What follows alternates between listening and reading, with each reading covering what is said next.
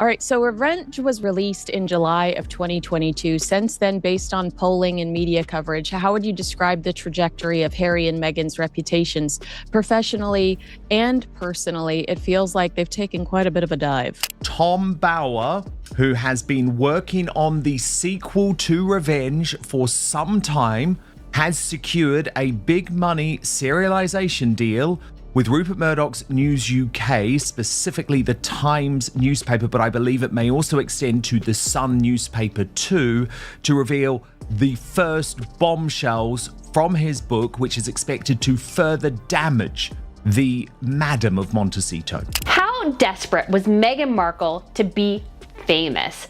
Well, apparently, according to Tom Bower's book, she basically spent seemingly all her money with the sole goal of intention of finding the right connections and being as famous as humanly possible. You write in the book, Harry must be nuts. This is one of the text messages his friends were sending around to each other after Meghan's first introduction to Harry's friends in 2017 during a shooting weekend at Sandringham. I think personally, they've separated their professional lives.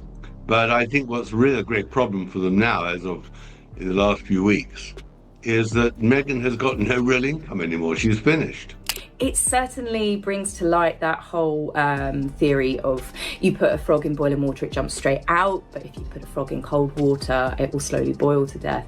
And I think a lot of people, whilst myself hasn't actually been really shocked by the revelations because I was aware of, I'd say, most of them. And so he became hypersensitive and blamed the media for the crashes of his relationships, never thinking that they could have something to do with himself. So he's a very complicated, depressed, unintelligent man who is seeking a role and has got really nobody on whom he could rely, which is in the end where Meghan stepped in. I mean, a needy man met a woman who could help him with his needs. But I do think that when you're mocked so publicly as they've been, their value begins to nosedive pretty quickly. And I don't think they're finding any more sources of income. Tom Bower just made an announcement that has Meghan Markle absolutely panicking. The investigative biographer who exposed them in his 2022 bestseller Revenge is back. The sequel is called Revenge 2. And this time Tom Bower says he's got material they can't spin away. He secured a massive serialization deal with News UK, The Times, The Sun. Bombshell after bombshell, hitting newsstands week after week. His first book came out when they still had streaming deals and Hollywood defenders. Revenge 2 is coming after everything collapsed. After Spotify fired them, after Netflix flopped, after $23 million in unsold jam. But here's what should terrify Meghan most. That is the picture Tom Bower paints in about the first 100 or so pages of his new book about Harry and Meghan. And so guys, I'm going to just share with you a couple of the insights that I saw and some of the huge warning signs about who Meghan is and her intentions and how really this whole thing with her and Harry will absolutely end in tears. Tom Bower isn't just covering the business failures. He's investigating the questions everyone's been asking for years. The yacht years, the Soho House connections, the age discrepancies, the pregnancy controversies. Tom Bower isn't documenting a fall anymore. This is the autopsy and there's absolutely nowhere left to hide.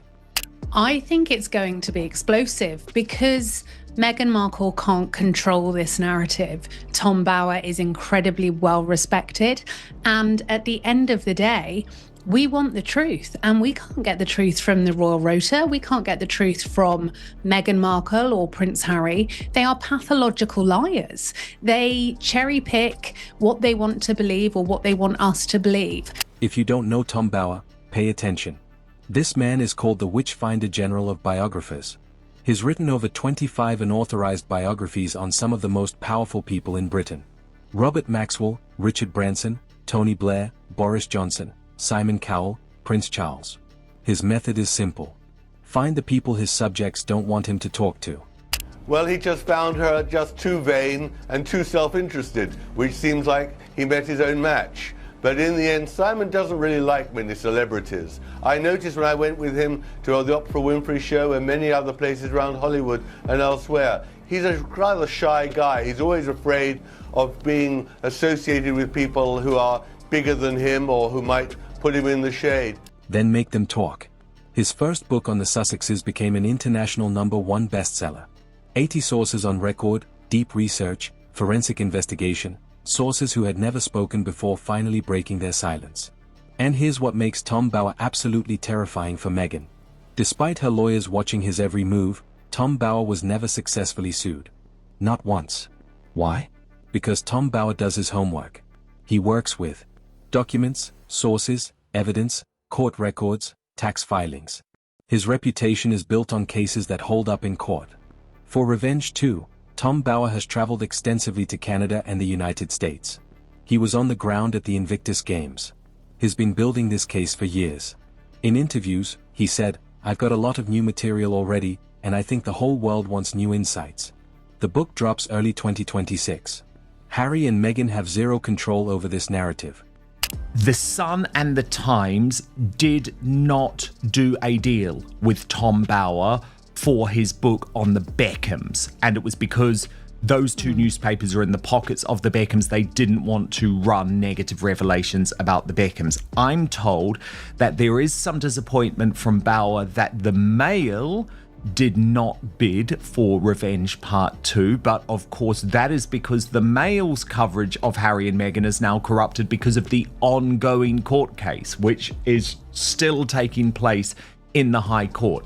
The Daily Mail didn't bid for the serialization because of ongoing court cases. But the Times and the Sun, they have no such restrictions and they're ready to publish everything. Let's start with what Tom Bauer witnessed in real time. February 2023, South Park drops the Worldwide Privacy Tour episode. And Tom Bauer is going to have a field day with this because South Park exposed what everyone was thinking, but nobody in mainstream media would say. The episode featured the Prince and Princess of Canada who desperately want privacy but can't stop telling everyone about their trauma. Sound familiar? But here's the moment that broke the internet. The episode was based on a real video Meghan posted. She filmed herself 9 months pregnant dancing in a hospital room with Harry awkwardly standing behind her. Sometimes, I don't know, words seem superfluous really. Meghan shared that bedside twerking video, taken shortly apparently before she gave birth to Lilibet. Remember the child that she named after the Queen's private nickname that was given to by Duke of Edinburgh, without getting permission from the Queen.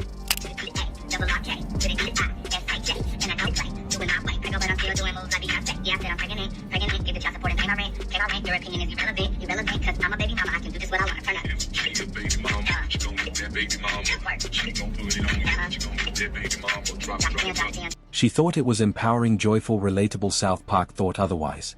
They animated the scene. Exactly. Meghan dancing, the massive bump, and then suddenly the baby bump falls off and hits the floor. A pillow. The whole internet exploded. TikTok flooded with reenactments. Respect Our Privacy became an instant meme. It is uncomfortable. I don't think, because she's done this before for photos, I don't think that is a real baby bump. I think way too big. It's way too big. And sort of too low as well. Yeah, it's like a metre out there. I mean, It looks the wrong shape. Where's she going to give birth there? Through her knees or something? I mean, that is too... Why are we so mad today? Because we want our privacy. Park County Police Station, what's your emergency? Yeah, the neighbors across the street are setting off fireworks and it's 10:30 at night. Oh, is it the Prince of Canada and his wife who just want to be left alone? Yes, they're being super loud and I'm trying to work on my brand. The computer database scene showed Meghan's profile with 4 words that destroyed her brand forever. Sorority girl, actress, influencer, victim.